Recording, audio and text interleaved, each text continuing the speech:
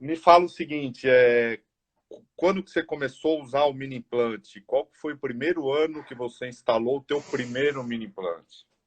Cara, foi 2007. Na verdade, foi 2006, cara. Eu fazia uma atualização em ortodontia, né, de taipodonte e tudo. E aí, quando chegou no Rio de Janeiro, falando, os primeiros caras que falavam sobre isso, eu lembro que foi o Dr. Palhano lá do Rio. E ele trouxe o pessoal da Neodente, cara, lá para Volta Redonda, até para a escola da minha mãe. Minha mãe, eu acho que ela até tá vendo a gente aqui. Oi, mãe. Saudade de você. E aí ela tinha um centro de estudos em Volta Redonda, de ortodontia, só de ortodontia, e ela trouxe essa equipe, né, do Rio de Janeiro e da Neodente para fazer esse curso de imersão. Eram 2 dias, teve até atendimento em paciente, cara. O primeiro curso de mini implante que eu fiz foi teoria, prática em manequim, prática em paciente. E eu lembro que, pô, eu saí com aquilo, falei, cara, que loucura que é isso aqui, né? E aí o primeiro mini implante que eu instalei foi no Palato, olha só, com o motor, né? Então eu tive que fresar, na época fresava, né? Eram os auto rosqueantes. Então você fazia a perfuração com uma broca, né? O motor elétrico, o motor de implante, e depois você parafusava, né? E mesmo assim o contra-ângulo no motor de implante, né? Porque não tinha questão não tinha ainda aquela sacada de transformar o contra-ângulo em manual para instalar mini implante. Então, cara, foi uma loucura. Eu saí de lá assim com duas certezas. A primeira delas é que eu precisava trabalhar com isso. E a segunda delas é que não ia ser eu que instalaria. Eu falei, cara, eu jamais vou instalar isso, porque eu ia ter que investir num kit de implante, entendeu? Eu ia ter que, pô, fazer cirurgia. O ortodontista, de uma Frustrante. maneira geral, não quer ter contato cirúrgico, né? Tão invasivo assim. Na época era uma coisa mais invasiva. Hoje a técnica é super simples, né? Nossa, é cortar manteiga ali praticamente em relação ao que era antes, que a gente tinha que, pô, É criar que uma série de procedimentos, né? Então, antigamente também a gente não sabia direito a medida, era muito é, confuso, não perdia era. muito mini implante, né, cara? Nossa, Naquela época, foi mais ou menos a mesma época, eu saía com uma frustração muito grande e fui colocar, perdia muito, eu falei, não quero fazer isso. Aí, em 2010, foi a primeira aula que eu vi do professor Christian, num Damon Forum, de 1.200 pessoas. Pensa no Christian dando uma aula para 20 pessoas. Eu saí de lá e falei, jamais eu vou fazer que esse chinês, eu achava que ele era chinês, que esse chinês faz. E logo em seguida veio o professor John Lin, uma sala já com 30 pessoas. Eu saí com a certeza, esses caras estão loucos. E daí eu fui para Taiwan, né? Conhecer tudo. E conta aí, você é outro doido, porque não é que fácil foi para pra lá. Taiwan. Eu só Cara, conheço um mais doido que nós dois. Rodrigo, O Rodrigo que foi 2 vezes. 2 vezes. Aí não dá, cara. Conta aí como que foi Na, a tua história com extra com os radicular. extraalveolares, né? Então, o extraradicular, o primeiro contato que eu tive foi em 2013 ou 2014, cara, quando eu estava assistindo uma conferência da Dani Storino. Então eu estava ouvindo a Daniela Storino falando e ela mostrando e falando de mini implantes na vertical. Eu falando, nossa, cara, que loucura. Eu já trabalhava com mini implante há algum tempo, mas, cara, que loucura que é isso aí. Da onde ela tirou isso? Aí eu parei e ela falou, não, vem cá, me explica aí, de onde você tirou isso aí, como é que funciona? Não, isso aí eu aprendi lá com o Shang e com o John Lin, lá em Taiwan. Isso aqui. Eu falei, caramba, eu tenho que ir atrás desses caras, né? E aí eu não era muito ligado com o Damon, né? E o Shang sempre foi muito com o Damon e vocês também, então vocês tiveram esse contato até antes, bem antes do que eu tive com o Shang, mas aí eu falei, cara, eu tenho que ir atrás desse cara aí, vou ver o que esse cara tem para falar, se ele é que é o cara da técnica, se esses dois são os caras da técnica, o John Lin e o Chris Chang, eu vou atrás deles. Aí eu peguei, entrei, comecei a ver o programa dele de curso pós, né, curso avançado, né, curso de extensão. Aí eu vi, né, quem eram os caras do Brasil que já tinham ido, eu vi que você já tinha ido, até na época acho que eu conversei com você, ou não lembro se foi quando eu estava para ir ou quando eu estava para voltar, conversei, e na época também eu assisti muito o Márcio falar, o Márcio Almeida já falava muito sobre isso, né? E aí eu conversei com ele falou, ah, não, eu tenho um contato por causa da Angle Society, ele tinha um contato com o Cheng, então ele falou, ah, cara, vale a pena, o cara é uma sumidade, né? Você tem que ir lá mesmo, me deu o maior apoio, me deu a maior força. Aí eu peguei, cara, e fui na cara e na coragem. E a própria Dani Storino, né, já tinha me falado que eles tinham esse programa lá. E aí fui lá, fiquei 15 dias lá em Taiwan, cara. Rodei aquele país inteiro lá e vi que tudo que eles têm lá a gente tem melhor aqui, cara. Vamos começar aqui a falar de MARP, né? Quando que você começou a usar o MARP?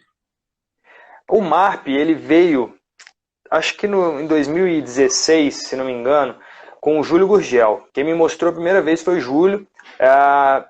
Ele veio à Volta Redonda, né? E eu conversando com ele, e ele falou, não, vou mostrar a expansão com mini implante. Falei, caramba, que legal, que louco. Isso aí foi 2015 ou 2016, não lembro direito. E aí, eu conversando com o Júlio e tudo, ele falou, não, espera aí que eu vou te mostrar. Porque eu não ia poder ficar na aula dele que ele ia falar de MARP. Aí ele falou, não, eu te mostro antes. E a gente ficou conversando, ficar sensacional. Eu já tinha um monte de casos já esperando, porque eu sou a favor da disjunção quando se tem uma atresia real da maxila, então eu faço, né, a expansão rápida da maxila. E aí eu achei aquilo sensacional, fiquei maluco, comecei a me aprofundar nos estudos e fui tão a fundo que o próprio Júlio me convidou para escrever um capítulo do livro dele, né, de MARP, e depois no congresso agora do CIOSP, o livro do congresso de tratamentos transversais da maxila para adultos, eu também escrevi um capítulo junto com ele, então foi bem legal, a gente também continua firme nos estudos aí nessa direção da expansão rápida da maxila. Esse livro vale a pena, eu comprei. Pô, legal, vale mesmo. Você não assinou ainda, mas o Gurgel assinou, né? Mas conta aí legal, qual é a legal. principal indicação, então, do MARP. Não, a principal indicação, né, que foi assim, o intuito, né, do parque, né, e do Lee, foi justamente pegar esse adulto jovem, né, onde você tem ali um índice de insucesso com a expansão rápida da maxila convencional gigantesco. E é um paciente que, na grande maioria das vezes, ele é submetido a uma expansão cirúrgica, né, assistida cirurgicamente, que é o SARP. Então você conseguiria tirar ali numa janela de tempo um paciente que iria para fazer uma expansão rápida da maxila assistida cirurgicamente e levar ele para fazer um MARP com mini implante, com 4 mini implantes, ou 6, que agora a gente tem com 6 mini implantes, o que ainda é muito mais conservador do que levar ele para uma cirurgia, né? Lógico, claro, claro. É que assim, o mini implante, a gente está abrindo muito isso a cabeça, é mais fácil e rápido do que fazer uma barra palatina e um par de bandas, por exemplo. Claro que precisa da técnica, estudar anatomia para ter segurança, né? Tenho certeza que o teu primeiro extra-radicular foi quando? O primeiro extra foi antes de eu ir para Taiwan, eu já tinha começado a fazer. Eu acho que foi 2016, primeiro extra, assim. Eu fiz em 2016, porque eu fui no começo de 2017 lá para Taiwan. Se tivesse uma planilha do teu índice de insucesso, eu não tenho isso, mas se tivesse documentado isso, e hoje... Eu sei. Você sabe, assim, não exatamente, mas... Hoje, mas bem próximo. Hoje, praticamente, o índice de insucesso... não vou falar que é zero, né? Porque tem coisas que não dependem de nós, mas caiu bastante, né? Em 4 anos. Nossa, bastante. Porque quando eu comecei a fazer, Fábio, eu tinha 60%, 70%, cara. Mais da metade caía no início, cara. Porque eu não tinha o conhecimento. Quando eu comecei, eu ainda não tinha ido a Taiwan, né? Então, fui aprendendo às custas de artigos, de livros, né, de colegas que já faziam, e aí a gente trocava ideia. Eu lembro que eu assisti uma aula do Márcio muito boa, mas assim, mesmo você assistindo as aulas, mesmo você tendo conteúdo, você poder fazer na prática e passar por essa curva de aprendizado, ela é fundamental, é muito importante. Então é isso que eu falo para o aluno, eu falo, ó, seus 10 primeiros, cara, eles não vão sair tão bons quanto os atuais, quanto os seus próximos, os 10 próximos, né? Então hoje eu tenho esse controle hoje, né? Na época eu tenho certeza que era mais da metade que eu perdia, mas hoje eu tenho controlado que gira em 5%. Excelente. Né? Eu acho fantástico. O Xande perde 6, você está melhor que ele. 5, 6%, né? E assim, é claro, não dá também para comparar porque é outra característica de padrão também, né? Eu comecei também a perceber isso daí. Né, o padrão, né, padrão esquelético, do arcabouço esquelético do paciente asiático, ele é muito diferente. Isso a gente vê na literatura. Então, eles têm uma oferta óssea maior que a nossa, que o nosso povo. Né? Então, para eles, isso realmente é mais tranquilo do que para a gente. Né? E acaba que eu trato do sucesso, Fábio, mais ou menos assim. O pessoal fala que sucesso no extraradicular é o mini implante ficar parado lá. E eu até falei isso numa live com o Anderson Capistrano, que estava aí, que o sucesso, na verdade, ele não deve ser pautado pelo mini implante ficar lá parado. É que ele fique lá, mas que realmente fique extraradicular para que você faça o movimento de distalização ou de mesialização que você queira fazer. Então, a métrica de sucesso desses mini implantes, eu acredito que ele está sendo de uma maneira incompleta tratada hoje, de uma maneira geral. Porque, cara, se você colocar um mini implante no osso, ele vai ficar, entendeu? Ele tem que funcionar. Agora, ele tem que funcionar. O nosso objetivo não é furar o paciente, o nosso objetivo é tratar a maloclusão. Então, se a gente tiver um mini implante que fique, mas que não esteja posicionado da maneira adequada, ou seja, um mini implante que fique com a ponta dele entre as raízes, ele não vai funcionar, cara. Entendeu? Claro. Então, a instalação, claro, depende de passo a passo, mas ela nada vale se não durar isso aí, se não durar a carga, né? O MARP, o pessoal, tudo que lança, quer usar. O que eu vejo também teve sobreuso. Sobreuso. Isso aí. Qual que foi? Igual os extras alveolares, mesma coisa. Vamos usar isso. Calma. Você acha que tem sobreuso do MARP, por exemplo? Eu acho que o sobreuso, Fábio, ele acontece quando é utilizado sem uma prévia investigação, por exemplo, tomográfica. Tá?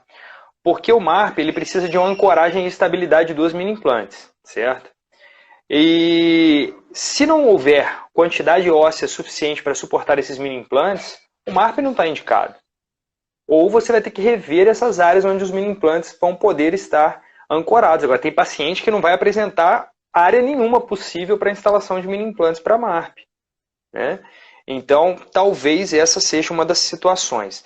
O que eu vejo o pessoal criticando sobre o uso do MARP para pacientes mais jovens. Tá? Esse tipo de utilização eu já não critico, pelo contrário, eu até indico. Então, assim, eu tenho casos de MARPs de paciente de 13 anos de idade, de 14. Né? Por quê? Porque é só a gente procurar na literatura que a gente vai achar a resposta para isso. Né? Uma expansão rápida da maxila convencional, mesmo que você tenha sucesso, mesmo que você consiga disjunção, ela vai criar efeitos deletérios permanentes para esse paciente, como, por exemplo, uma perda óssea vertical, um deslocamento dentário na direção da cortical vestibular, podendo levar a uma deiscência, uma inclinação acentuada dos dentes ancorados ali pelas bandas. Então, esse tipo de problema a gente consegue reduzir a quase nível zero com o MARP. Né?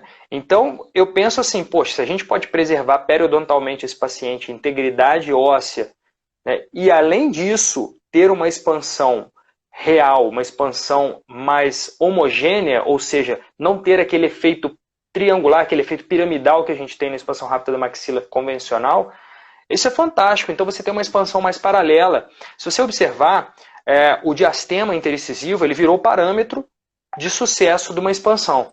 Então você vai ver se a sua expansão ela teve sucesso pelo diastema intericisivo. Só que muitas das pessoas, muitos dos colegas esquecem que a abertura da sutura com um Hirax, com um RAS, ela é triangular. E geralmente, na maioria das vezes, onde a gente precisa de expansão é na zona posterior. E aí, se você for olhar na área posterior, não abriu quase nada. Foi efeito dentário. Por quê? Porque dependendo do grau de maturação da sutura palatina mediana desse paciente, o RAS e o Hirax não tem capacidade de fazer uma disjunção, de uma expansão na região posterior.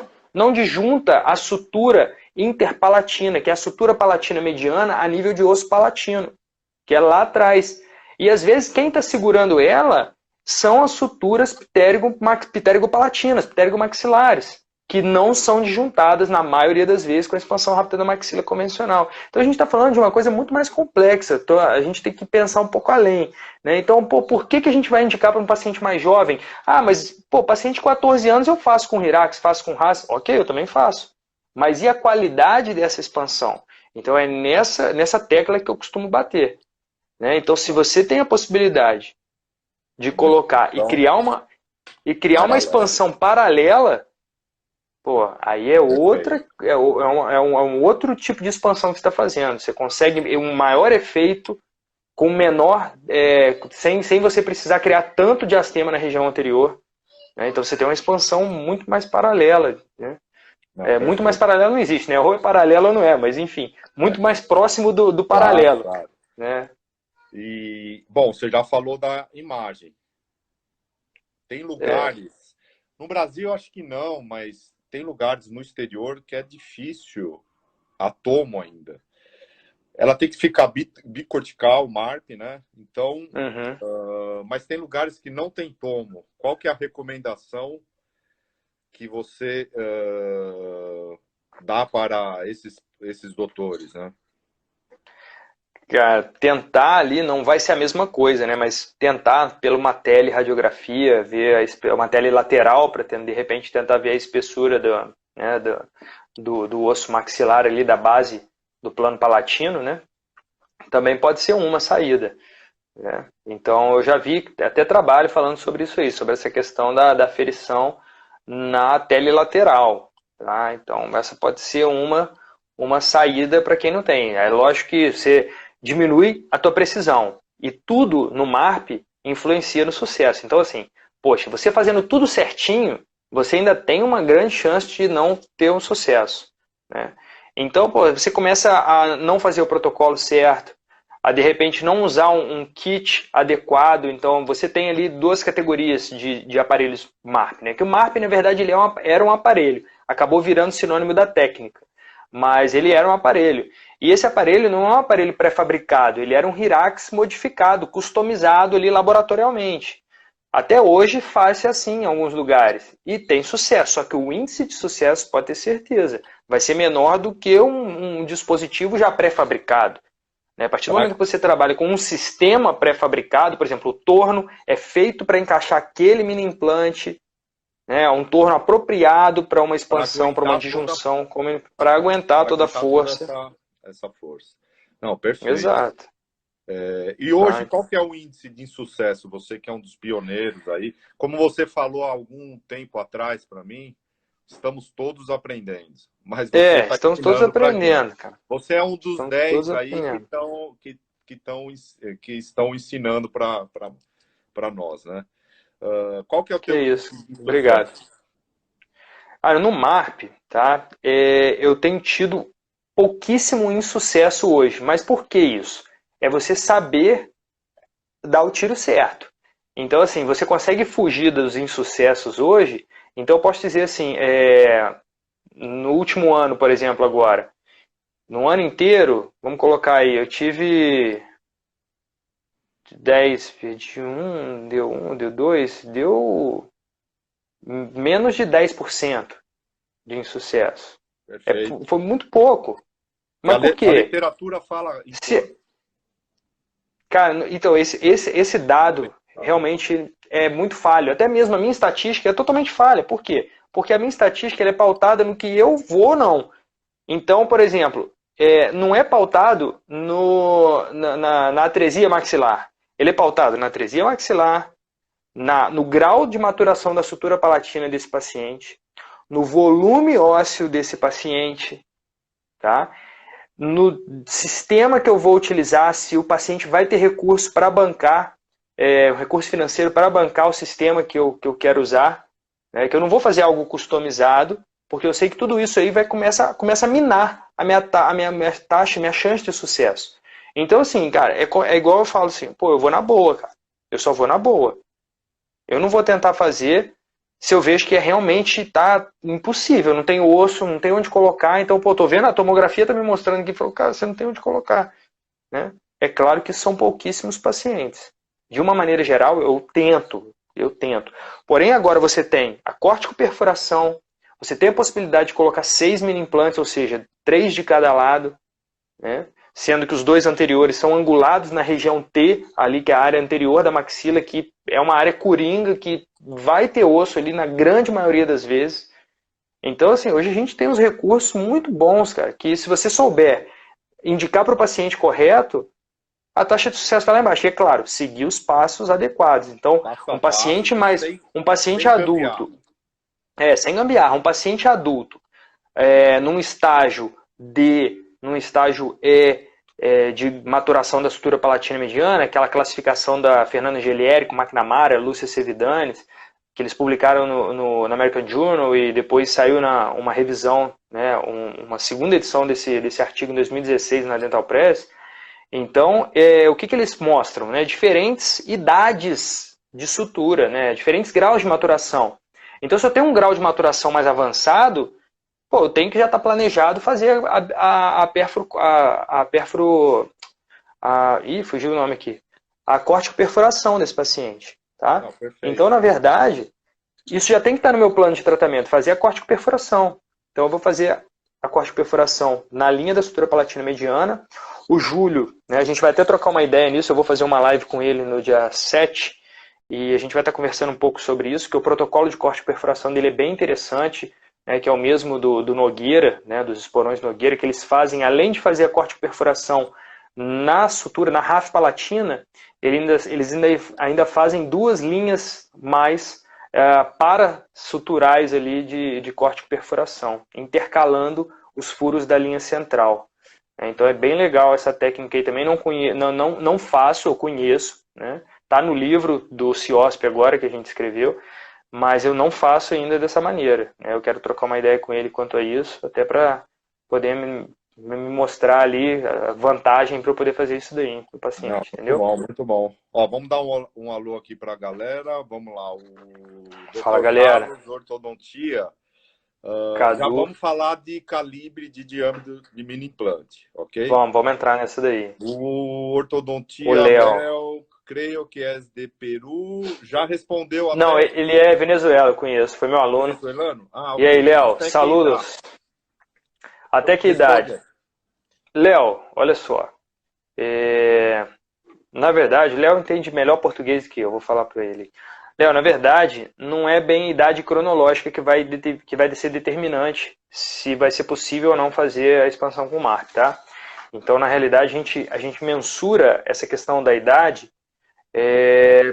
pela análise tomográfica. É o que a gente tem hoje de melhor. Não é perfeito, tá? Essa análise de maturação da sutura palatina mediana não é perfeita, precisa de revisões, precisa de tempo para a gente poder habituar e ver o que pode ser melhorado nessa análise, mas é o que hoje tem de mais próximo e melhor para a gente poder partir, né, a definir se esse paciente estaria apto, se ele tem condição de uma disjunção com MARP ou não. Tá? Então seria o meu indicador hoje é o índice, o grau de maturação da sutura palatina mediana.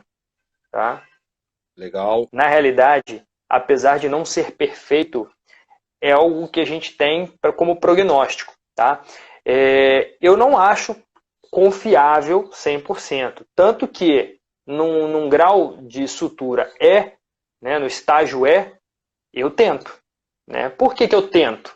Porque eu não confio 100%. Né? Se eu confiasse, a literatura, o trabalho mostra que não abre. Né? Então, só que o estágio E, na minha opinião, ele é um mundo. Né? Porque ele fala assim, os autores falam que a partir do momento que em alguma área na zona maxilar não tiver a imagem da sutura, né, tá no estágio E. Então, se eu tenho uma falha na sutura, na região ali de osso maxilar mesmo, não contando o osso palatino, ou se eu tenho a área inteira da sutura inexistente, tudo isso é estágio E. Ou seja, o estágio E ele precisa ser revisado e sair desse estágio E em mais pelo menos 3, 4 estágios, subestágios. Né? Porque eu já vi casos de estágio E que foram disjuntados. Tá? Então, no estágio E, eu costumo tentar, mas é claro, sempre converso com o paciente. Então, vamos lá. Para quem conhece, é estágio de A até o E, onde o A é o mais jovem, né? Então o estágio A, o que eu faço? Estágio A e B, né? É muito raro você encontrar um estágio A, mas estágio A e B, expansão rápida convencional, uso RAS e Hirax. Mas eu aviso ao paciente que, se por um acaso houver alguma intercorrência, o plano B é o MARP. Aí, estágio C, D e E. Eu já faço o MARP, mas já converso com o paciente. Ó, plano B, se der errado, SARP, cirúrgico. Tá? Então, sempre conversando antes e explicando, porque não dá para você confiar cegamente. Né? Então, é isso aí, Edson. Eu também imaginei que você seguisse essa mesma linha aí, porque é o que a gente tem de mais próximo, mas está longe de ser o confiável que nós esperamos, né? De ser perfeito e de ser realmente confiável, né? A ponto de, não, eu não vou fazer o MARP porque, até porque o grau de sutura do paciente nessa classificação está muito avançado. E outra coisa, eu nem falei também da questão da subjetividade.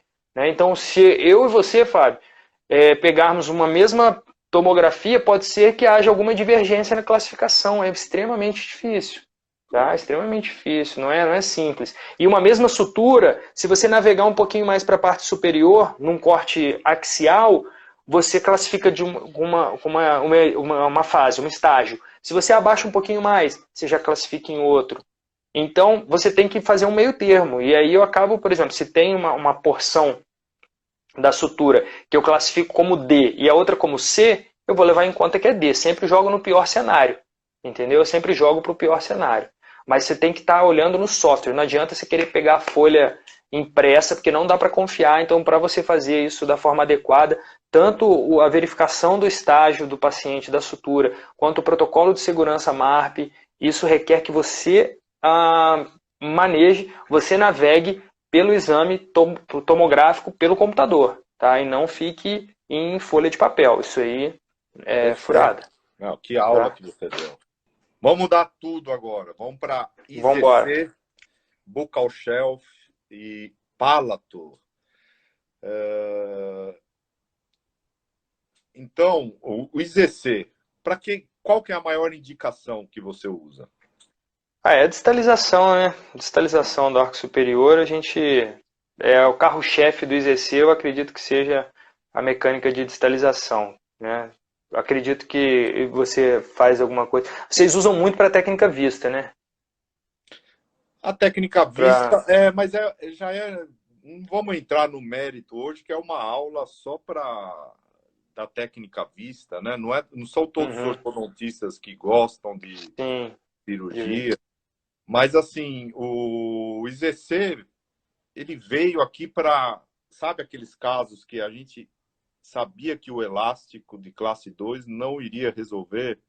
Aquele 2 Uhum. milímetros para distal veio para a gente conseguir tratar. Eu não vou falar todos os tratamentos, mas ele veio com tudo para isso, né? Não sei qual que é o teu pensamento, né, sobre isso. Não, sim, e aquele paciente que também já era uma classe 2, de repente ele meia classe 2, ele tratou até um quarto de classe 2, mas não aguenta mais usar o elástico, né? Então, isso aconteceu muito. Quando eu vim com a bagagem dos extraalveolares, dos extraradiculares, eu lembro que eu tinha casos que estavam emperrados no elástico. Eu falei, cara, não dá mais. E aí você tentava usar algum distalizador, você dependia também da colaboração do paciente, porque todo distalizador intrabucal que não tem mini implante, você depende da colaboração do paciente, né? Então, eu fazia aquela distalização que primeiro você jogava e botava o interradicular, distalizava a molar, mudava o mini implante de lugar, distalizava os demais dentes, né? E aí você vem com o IZC que você consegue fazer tudo isso, tudo junto.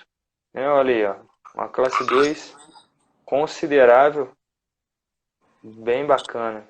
Olha que legal. Tá bonito esse caso, hein? E aí por isso que a ortodontia, quem tem que ensinar hoje, em 3 anos não consegue, porque Não, educação continuada, tem que ser pro resto da vida. e qual que é a medida que você gosta do extraradicular? Eu sei que você já usou de tudo, né? Bem lá dos primórdios, tudo. Hoje você está usando qual a medida? Padrão. Por que que eu falo padrão, Sérgio? Porque é complicado a gente comprar várias medidas, ter o estoque, não usar, daí fica em esquecimento. Tem que ter Tá. algo que use mais. Padrão, que use mais. Eu acho que aí é a palavra certa. Eu ia falar, pô, Fábio, eu não gosto de protocolo. Eu acho que para cada caso você tende a utilizar alguma coisa diferente. Mas eu posso dizer que mais de 70%, né, eu acabo utilizando de 12, 14 milímetros, né, por 2, né. Na verdade, hoje em dia eu uso mais de 14, tá? Então eu uso mini implant de 14 milímetros por 2 de diâmetro, né? Máximo de transmucoso que tiver, quanto mais transmucoso, melhor. Essa medida é o 2x12. Ele tem 4,5 de transmucoso. Uhum, maravilha. E o 2x14, ele vai ter aí por volta de 6,5 de transmucoso. Porque É esse é isso o meu daí, caso certo. maravilha. E é o que eu falo. E muita gente pergunta, pô, mas para que tanto transmucoso? Porque a quantidade óssea de inserção, ela vai ser pequena, né? Não vai ser grande. A gente não precisa mais de 6 milímetros de rosca, não tem porquê, né? Então, na realidade, o transmucoso ele vai ser importantíssimo, principalmente para os casos em que a gente vai instalar em mucosa alveolar, que é a maioria. Não sei se para você aí, Fábio, mas nos meus casos a maioria fica em mucosa alveolar, né? Claro. Devido à questão anatômica do paciente, não porque eu queira, né? Ou porque eu erre a gengiva inserida, lógico que não. Mas quem manda, né, é a mecânica, ou seja, a altura da cabeça que eu vou precisar que fique e como que está a estrutura anatômica óssea lá em cima.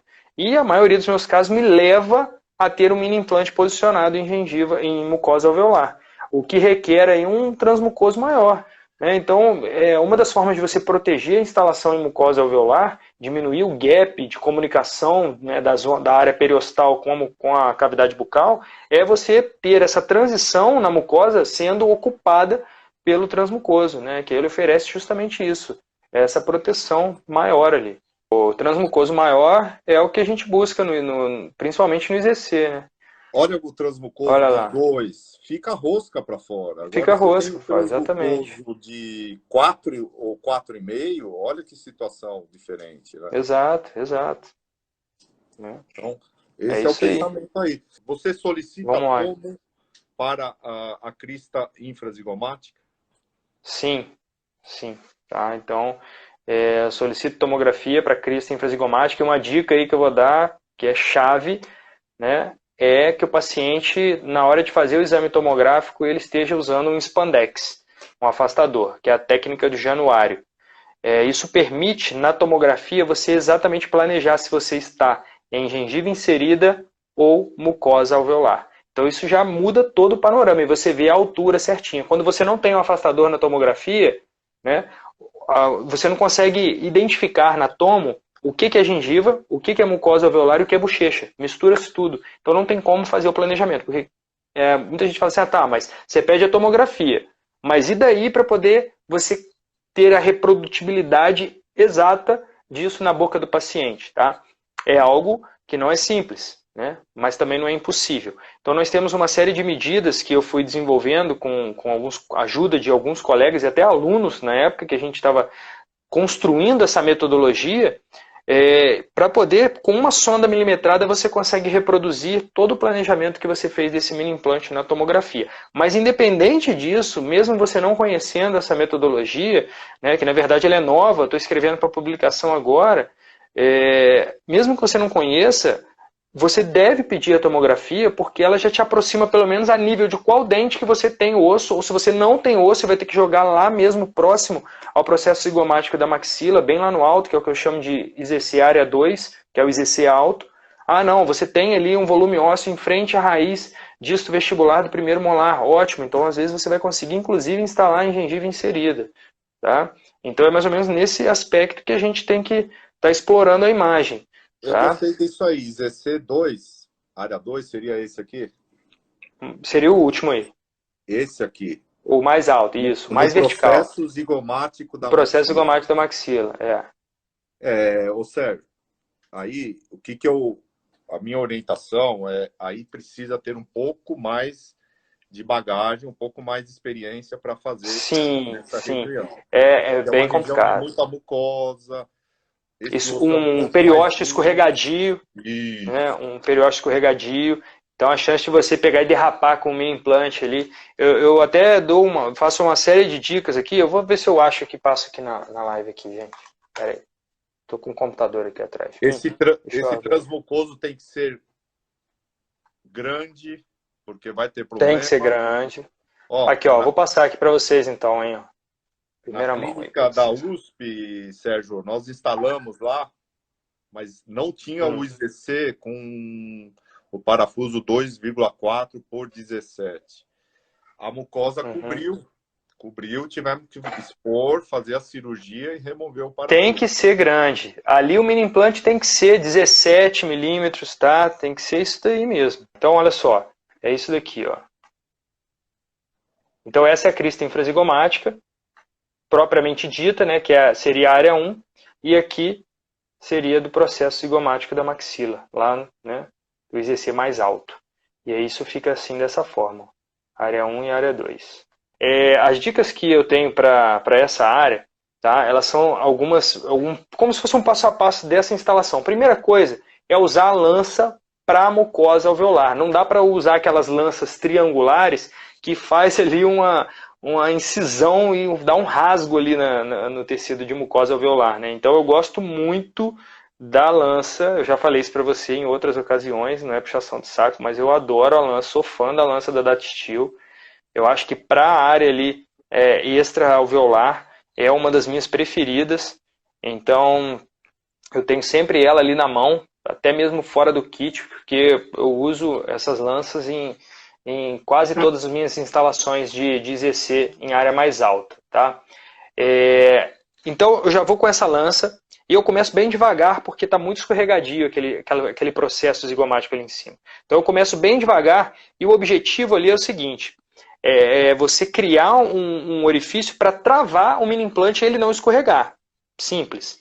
Então, ou seja, o que eu falo? Que quando você sentir que já começou a travar com a lança, você dá uma basculada com a lança. Ao invés de fazer só movimento de vai e vem girando, cria mais uns movimentos de báscula para você aumentar um pouco a luz dessa perfuração inicial da cortical. Então você aumenta o calibre da perfuração inicial, facilita depois você vir com o mini implante buscar. Porque diferente da gengiva inserida, a gengiva inserida é moleza. Você faz a perfuração com a lança, quando você tira, o furo, o orifício na gengiva coincide exatamente com o orifício na cortical. Agora, quando você está em mucosa alveolar, quando você tira a lança e vai com o mini implante, meu amigo, aquela perfuração na mucosa já não tem mais nada a ver com a direção que você fez a perfuração na cortical. Então é o que eu até brinco, chamo de caça ao tesouro. Porque você vai com o mini implante ali para poder caçar aquela perfuração que você fez com a lança. Ou seja, quanto maior a luz dessa perfuração com a lança, mais fácil torna essa caça ao tesouro com o mini implante.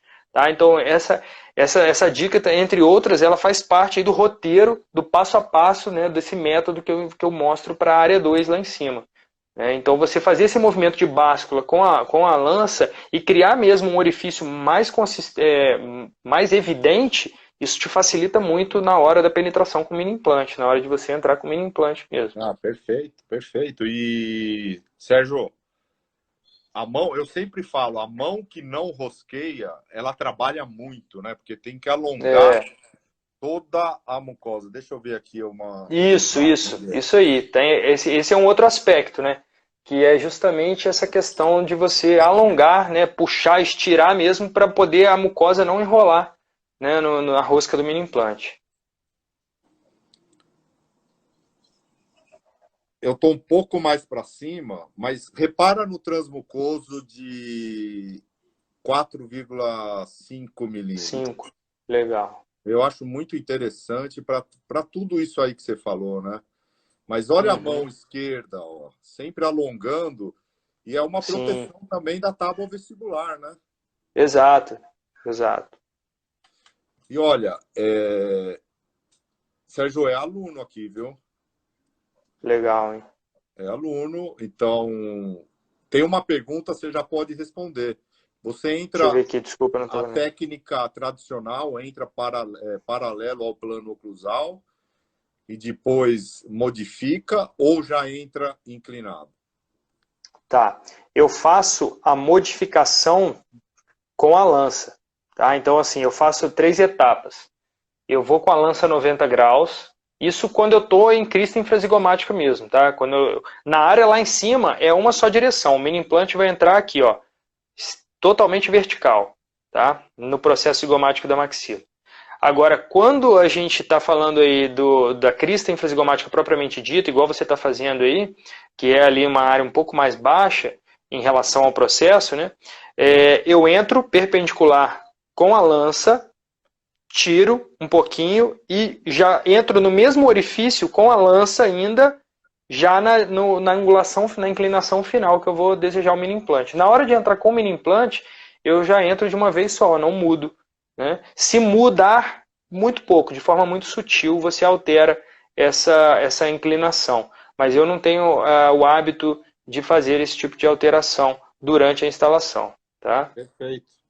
E olha que interessante, então, com o transmucoso. Aqui, o pensamento é bem próximo do que você faz aí, para evitar essa... Você comentou esses dias, às vezes tem um gap que fica de uma consulta para outra. Ter um transmucoso aumentado ajuda nessa reinstalação, né? Reinstalação não, sem dúvida. Nessa melhora aí. Sem dúvida, sem dúvida. O shelf, você usa tomo? Não. O shelf, na verdade, olha só, mais ou menos. Vou explicar como é que eu uso. A gente não precisa de tomo, Fábio, para instalar o mini implante. Shelf é muito intuitivo e mais afastado de estruturas nobres. Né? No IZC a gente tem o volume ósseo que é reduzido, nós temos aí a condição do seio maxilar, que eu nem falei, mas eu busco bicorticalizar os meus mini implantes, né? Sempre que possível em seio maxilar. Então, para isso, eu preciso mensurar o quanto de mini implante que eu vou invadir o seio maxilar, então eu preciso da tomografia. Agora, no buccal shelf, não. O canal mandibular está bem prolingual, né? Então você tem ali uma amplitude de osso suficiente para você sequer passar perto ali da raiz dos dentes. Então, na realidade, é intuitivo, é clínico, então você passa a mão, você sente a shelf e coloca o mini implante o mais vertical possível. Agora, para você determinar a quantidade de distalização que você consegue, que você tem de espaço, aí sim a tomografia ela é importante, porque a maioria pensa, assim como eu pensei até pouco tempo atrás, que o nosso limite de distalização é o ramo ascendente, né? Mas na verdade não é o ramo. Nós temos ali uma cortical lingual que toma uma direção oblíqua que trava a raiz muito antes disso chegar próximo ao ramo. O ramo está por vestibular e o arco ele está passando por lingual. Né? Então o arco ele passa por lingual do ramo, então não tem muita relação direta. E você falou rapidamente, é bom que fica bem claro que esse shelf quer dizer prateleira, né? Essa região não passa exatamente. nenhuma estrutura. O alveolar inferior ele passa pela lingual, desembocando lá na região de pré-molar. Então é uma região fácil de trabalhar em termos de segurança. Que o Ricardo perguntou se eu já tive alguma fratura de mini implante extraalveolar ou de MARP. Já tive da pontinha, tá? Já tive da pontinha. Acontece que algumas empresas me mandam às vezes para testar, então eu já umas 3, 4 vezes eu quebrei a pontinha do mini implante, de marcas diferentes, tá? Não foi exclusivo de nenhuma marca isso, pela falta da lança, porque todo mundo segue muito o que o Chang faz na forma de manufatura do mini implante dele, né, de garantir ali que o próprio mini implante vai fazer essa perfuração inicial. Então, por isso que eu não recomendo nos cursos, nas minhas aulas, eu não recomendo fazer sem lança, tá? Eu gosto de garantir ali essa perfuração inicial com a lança, justamente porque eu já fraturei algumas pontinhas de mini implante e é chatinho, né? Pô, se tirar, e às vezes você perde aquele local porque a pontinha às vezes fica lá travada na cortical. Então, não é muito legal, e aí, né, cão mordido de cobra tem medo até de linguiça. Então, Lógico. eu já fico pé atrás e não faço sem lança, e não tem problema, tá? Então, é só isso. Sérgio, e tem um detalhe, né? A gente tem que alongar bastante a musculatura porque o Senão shelf a gente enrosca vai tudo, trabalhar né? em mucosa, né? É. Olha a mão esquerda eu falando, porque eu sou destro, né? Mas tem que alongar, senão Muito, você estira bastante ali. enrola aquela mucosa e atrapalha, né? O pessoal fala assim, pô, o Vocal Shelf é duro para instalar? Eu falei, olha, você faz bastante força para instalar, mas você faz mais força ainda para poder estirar o tecido Oh, mole dói ali para não mais enrolar. a mão que não trabalha, dói mais. E olha o transdutor Exatamente. movimentado aí. Que interessante, ó. É, ué. Aí, isso aí é sensacional. Fantástico. Mas, enfim, Aqui, ó. Deixa eu mostrar aqui para você o que eu estava falando aqui do... Olha só. Essa partezinha aqui, olha. Tá vendo, ó? sim. Essa cortical é o nosso limite. O ramo está ali por vestibular. Não tem relação direta.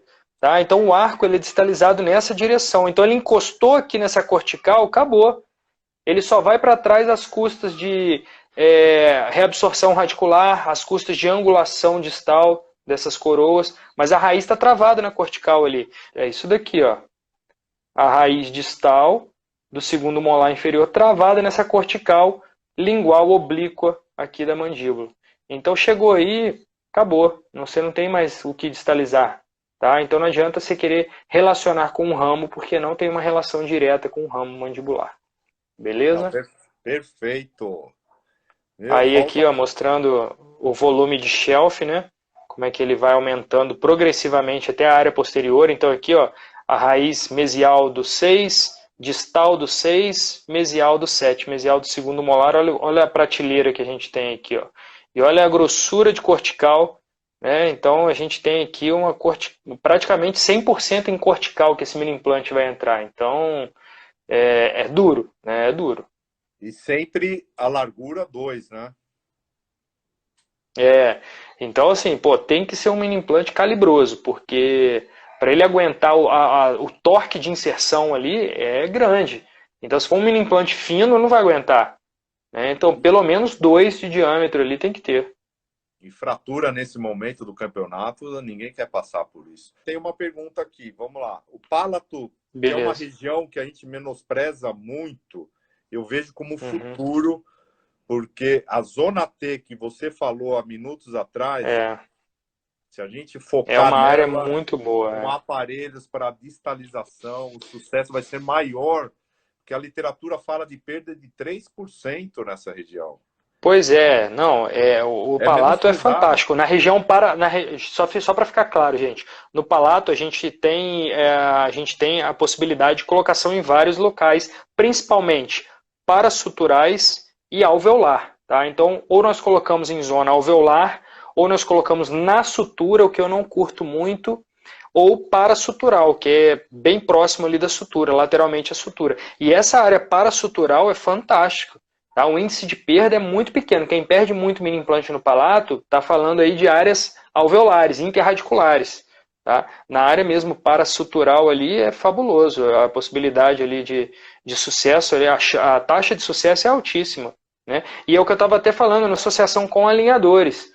Devido à estética do mini implante, da mecânica estar por palatina, isso combina, tem tudo a ver com alinhadores. Então, eu já vi colegas e já falaram para mim, ó, eu acredito no futuro do alinhador com os mini implantes no palato. Eu vejo isso, eu voltei da Romênia agora, lá no congresso, o palato, que os orientais usam no palato, e é menosprezado para a gente. Eu acho que aí é o futuro. Eu voltei de lá falando, vamos estudar o palato, aparelhos para distalizar no palato, é mais simples, e a perda é 3% da literatura contra 16% da crista. Não, é fantástico, cara, é fantástico. Eu acho que o palato realmente é o futuro. Até eu estava falando, né, da associação, né, do mini implante no palato com os alinhadores. Né, tem visto bastante a se falar sobre isso. Né, a gente já tem dispositivos próprios para o palato que eu acho fantástico. Né, o DSL, por exemplo, né, do Shibu e do Loyola, que eu acho muito legal. Né, eu trabalho também em tratamentos verticais, muito com mini implante no palato.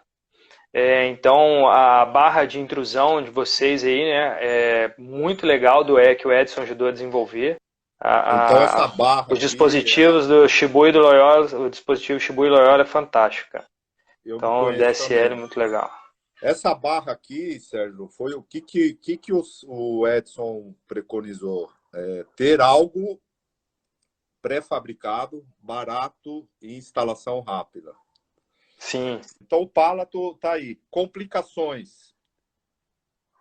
As complicações que eu tenho, o paciente criou uma afta na mucosa, na bochecha pelo lado de dentro, teve que entrar com antibiótico, mas não perdeu o parafuso. Essas complicações que eu tive.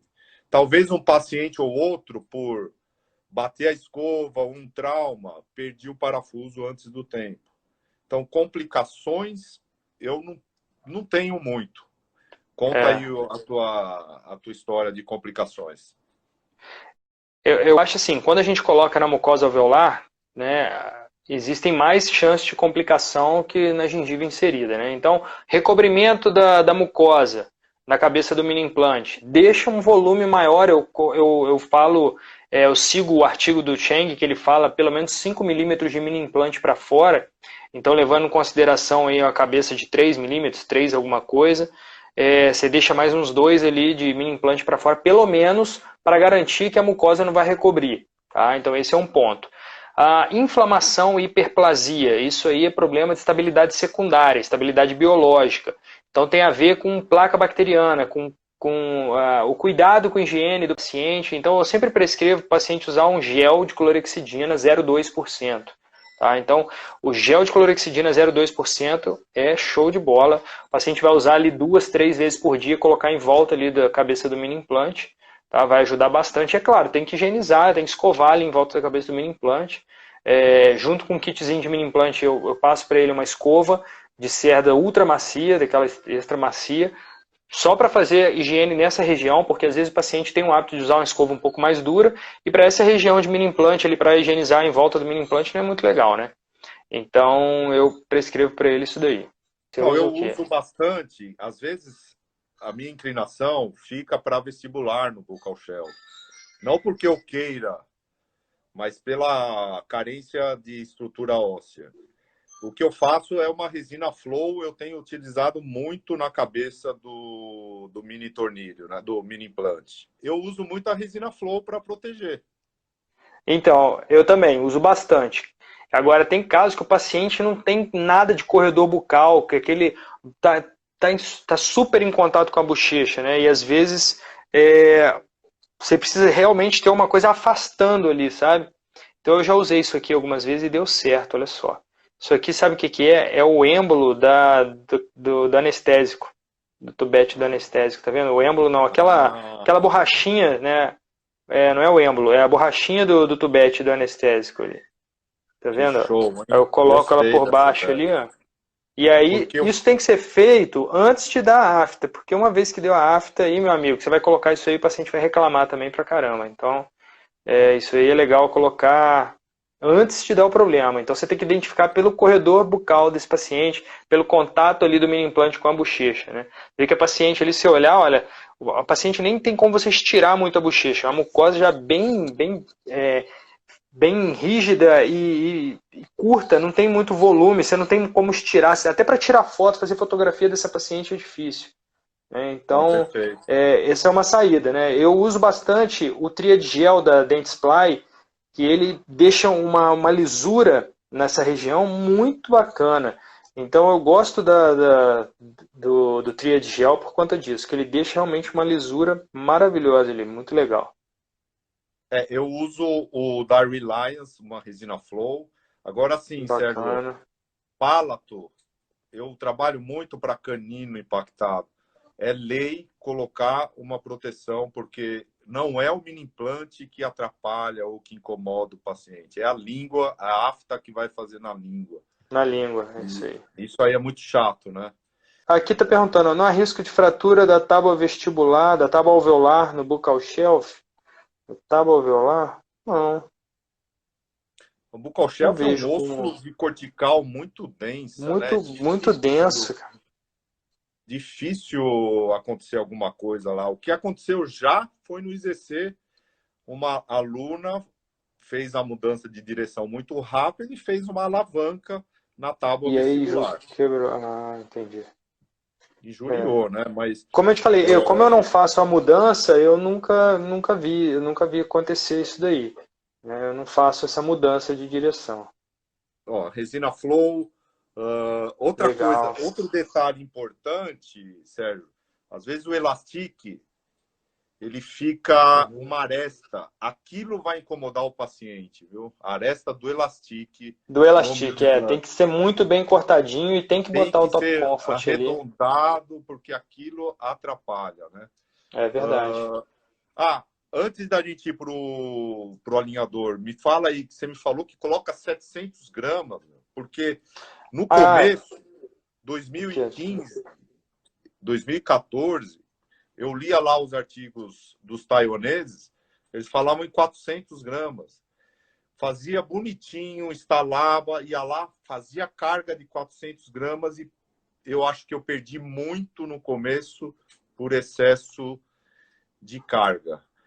Eu começo com 150, 100 a 150 gramas e eu também. aumento Primeira por consulta eu não passo mês. de 100.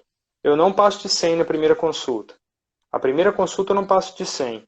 Tá? Mas como eu te falei, eu crio vários vetores de força de acordo com a mecânica que eu quero e eu ancoro tudo isso em cima do mini implante. Não é que eu vou botar um elástico com 700 gramas, que você nem vai conseguir botar um elástico ali com 700.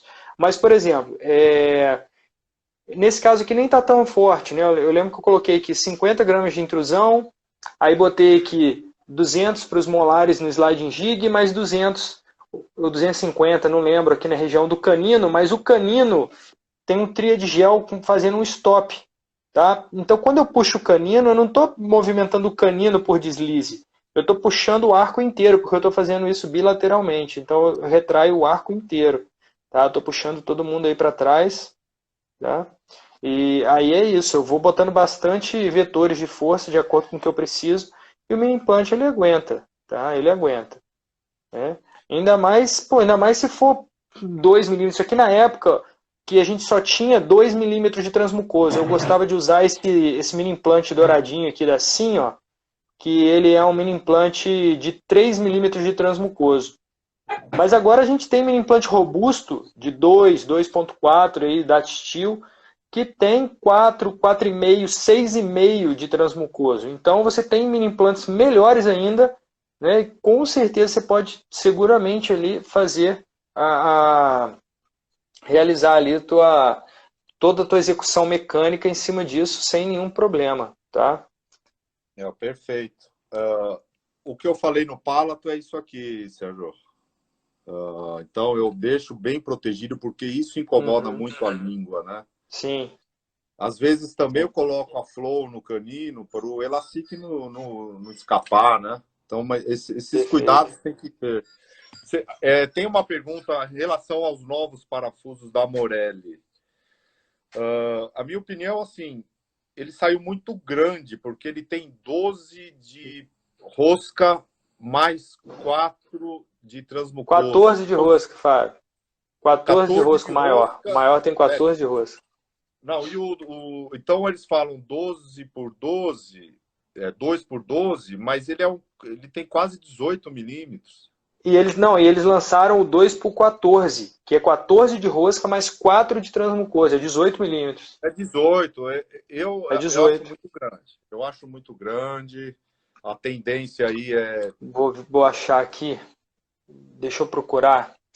Porque eu cheguei a fazer a instalação dele. Ó, esse aqui é um bacana da Steel 14, ó, que eu tive que colocar numa área um pouco modificada ali do buccal shelf, porque a paciente não tinha a prateleira, né?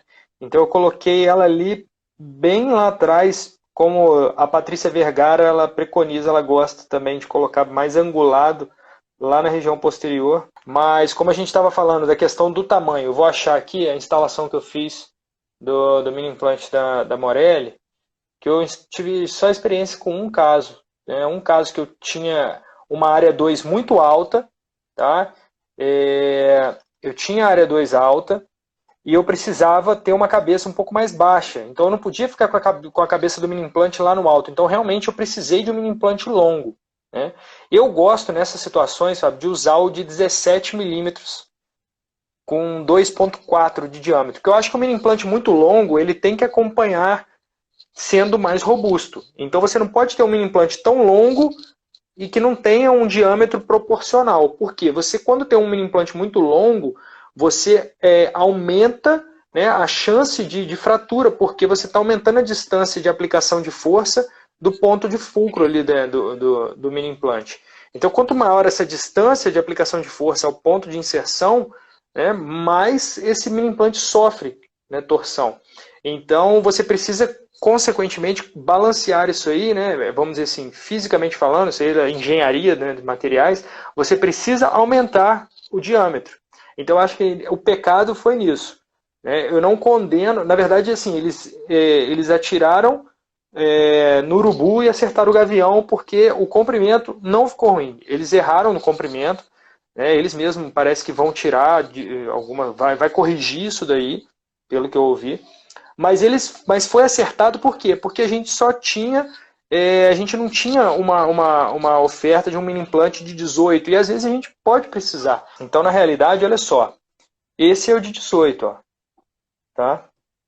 Então, nota que 4 milímetros de transmucoso foi pouco, porque olha ali, ó, praticamente eu tenho a rosca ali aparecendo quase ali, tá vendo? Ó? Eu precisaria aqui de uns 6, 7 de transmucoso para ficar bacana, para poder descer mais ele. Eu queria ele mais embaixo, sabe?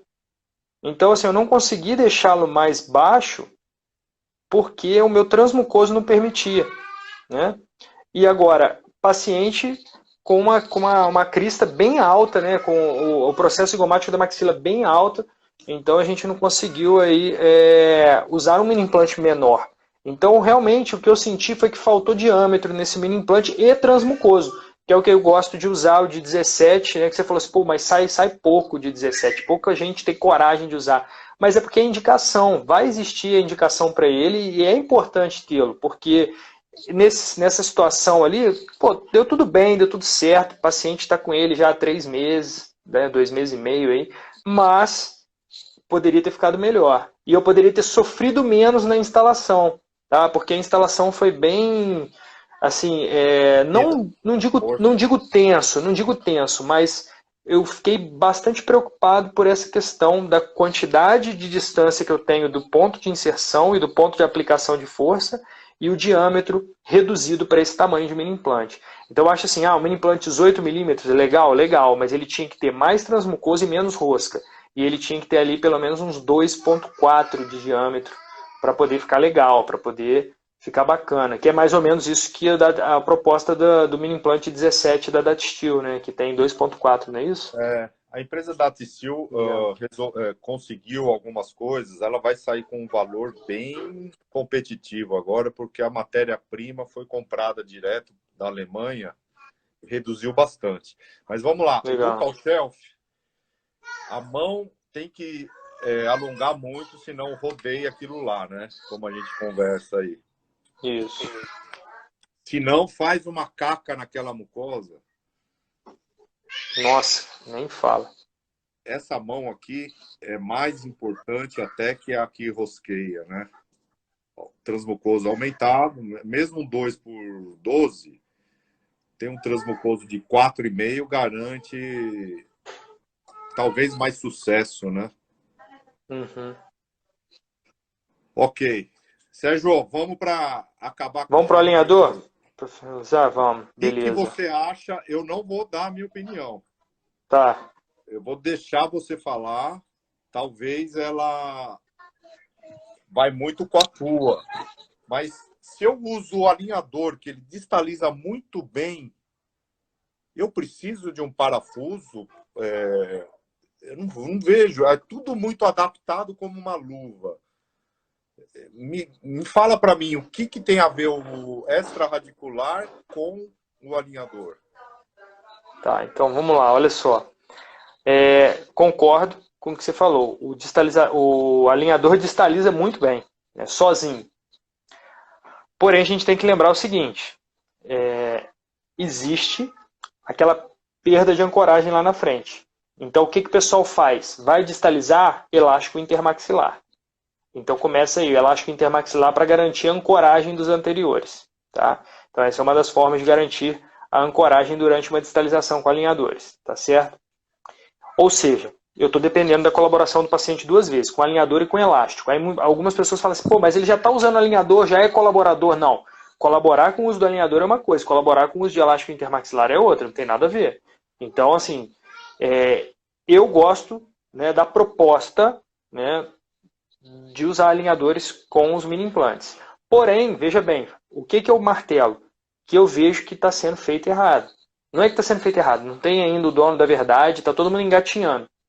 Mas eu não vejo sentido em você querer puxar o dente com um elástico ancorado no mini implante, sendo que você tem todo o setup virtual que foi feito. Então você está tirando do tracking. Então você vai ter uma perda de tracking desses alinhadores, porque você não tem como sincronizar a força de um elástico com a taxa de movimentação que você colocou simulado ali no teu setup. Né? Então o que eu vejo assim, usa o elástico no mini implante, vai sair da sincronia, não vai dar tracking, não vai encaixar o alinhador depois de um tempo. Tá? Agora, uma proposta legal que eu acho dos mini implantes é você fazer, eu acho que o futuro é nisso aí, né, no palato ou extraalveolares por vestibular, mas a ancoragem indireta. Aí eu acho legal. Como assim indireta? Você trava os anteriores para não ter o efeito colateral e joga os dentes para trás. O plástico vai distalizar, entendeu? E o teu mini implante só vai reduzir, na verdade vai reduzir não, né? Ele vai anular a perda de ancoragem anterior. Tá? Então, nesse aspecto eu acho fantástico a possibilidade de você associar os mini implantes com alinhadores. Outra coisa, quando você faz uma distalização, para você diminuir a perda de ancoragem lá na frente, você faz a distalização sequencial. O que é isso? Você coloca lá, se for um Invisalign, você vai colocar no CleanCheck, quero distalização sequencial. Se for um em Office ou em House, você vai colocar no software que você está fazendo o setup virtual lá, que você quer andar primeiro o segundo molar. Quando o segundo molar estiver na metade do caminho que ele deve percorrer, você vai startar, você vai permitir o início da distalização do primeiro. Quando o primeiro estiver na metade do caminho, você vai permitir a distalização do segundo pré. Isso é a distalização sequencial. Para que isso? Para você não criar perda de ancoragem anterior. Então você vai distalizando dente por dente. Tá? Isso o plástico é maravilhoso. Porém, se você está com uma ancoragem esquelética absoluta, aí que está o pulo do gato. Você não necessariamente precisa da distalização sequencial. Então você coloca no setup uma distalização em bloco. Então isso para mim faz sentido. Então você ganha tempo, porque a distalização sequencial aumenta muito o número de placas. Tá? A distalização sequencial com os alinhadores, ela aumenta o número de placas, aumenta o tempo de tratamento. Então quando você está ancorado no mini implante, de forma indireta, você não vai ter a perda de ancoragem anterior. Isso te permite a colocar no planejamento, no setup virtual, no CleanCheck, no setup virtual, qualquer software que você esteja usando, a você fazer uma distalização em bloco. Então você distaliza todo mundo em bloco. E o tracking acontece por quê? Porque não tem perda de ancoragem. Todo o movimento do plástico, ele é feito da distalização. Quando você não tem o controle da ancoragem, aquele espaço criado, você pode ter certeza que parte dele é às custas de deslocamento mesial, de inclinação vestibular dos dentes anteriores. Não, perfeito. Beleza? Então é isso aí. Eu vejo Falei assim, pra caramba, né? A distalização, daí você pode colocar entre raízes para ele não mesializar. Você pode... Isso eu gosto. Isso que me faz sentido. E outra, a partir do momento que eu tiver 10 casos disso, eu posso dar minha opinião. Eu sou novo nessa parte aí. Com relação ao seio sinusal, o IZC tem que, quer dizer, não é que tem. Se ele perfurar a cortical sinusal, é mais favorável para ele ter uma maior estabilidade, correto? Sim, correto. Não, é a bicorticalização. Se tirar pouco... Agora aqui, que apresenta espessamento da mucosa sinusal. Mesmo assim, você faz a fixação do mini implante lá em cima? Ricardo, excelente pergunta, tá? Eu entendi o que quis dizer. Eu faço a penetração do mini implante no seio maxilar quando o paciente tem saúde sinusal. paciente que apresenta alguma sinusopatia, eu prefiro não bicorticalizar. Ou eu planejo bicorticalizar sem trespassar para dentro desse seio maxilar. Então eu deixo a pontinha do mini implante no cortical do seio maxilar. Tá? Se por um acaso alguém está começando e quiser buscar isso aí, eu recomendo fazer um guia prototipado de instalação, porque o guia te limita verticalmente também, aí é bem legal. É o jeito mais preciso que tem, é o guia. Hoje eu não uso muito guia, né? Na verdade eu usei uma vez só em IZC. Eu consigo transportar todo o meu planejamento para a clínica de uma maneira bem próximo do exato ali, né, de uma maneira bem precisa.